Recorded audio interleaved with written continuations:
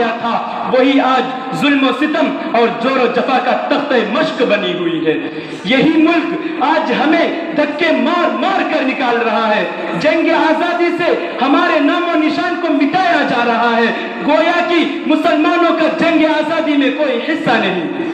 دوستوں, اسی لیے بے ساختہ زبان سے نکل پڑتا ہے کہ اب کچھ نہ سمجھے یہ زمانہ ہمیں, ورنہ تہذیب و تمدن کی بقا ہم سے ہوئی ہے. ہم نے ہی تو سینچا تھا کبھی غون سے گلشن, کیوں بعد سحر آج خفا ہم سے ہوئی ہے. چنانچہ 1857 عیسوی کی جنگ آزادی میں 2 محاذ بنائے گئے. ایک محاذ امبالہ پر جس کی قیادت مولانا جعفر تھانیسری کے پاس تھی, دوسرا محاذ شاملی پر جس کی قیادت حضرت حاجی امداد اللہ مہاجر مکی و مدنی کے پاس تھی. اس جنگ میں بڑے بڑے علماء و صلحاء شہید و زخمی ہوئے. اسی جنگ میں حضرت نانوتوی زخمی ہوئے.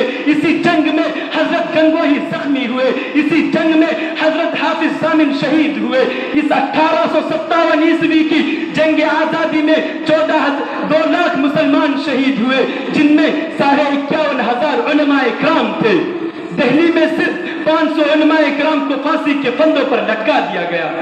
بہرحال جب اس جنگ میں وسائل کی قلت اور اپنوں کی غداری کی وجہ سے فرنگیوں کا غلبہ ہوا تو وائسرائے برطانیہ نے اپنے ہندوستانی مشیروں سے رائے طلب کی کہ بتاؤ ہندوستان میں تمہاری حکومت کیسے قائم رہ سکتی ہے.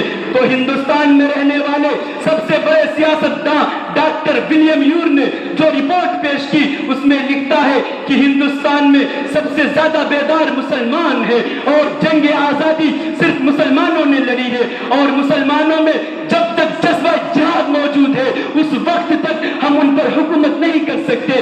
اسی لیے جذبہ جہاد کو ختم کرنا ضروری ہے. اور ہاں, جذبہ جہاد کو ختم کرنے سے پہلے ایک اور چیز کا ختم کرنا ضروری ہے, اور وہ یہ ہے کہ نعوذ باللہ ہندوستان سے علماء اور قرآن کو ختم کر دیا جائے. چنانچہ 1861 میں 3 لاکھ قرآن کریم کے نسخے بدبخت انگریزوں نے جلائے, اور اس کے بعد علماء کے ختم کرنے کا فیصلہ کیا.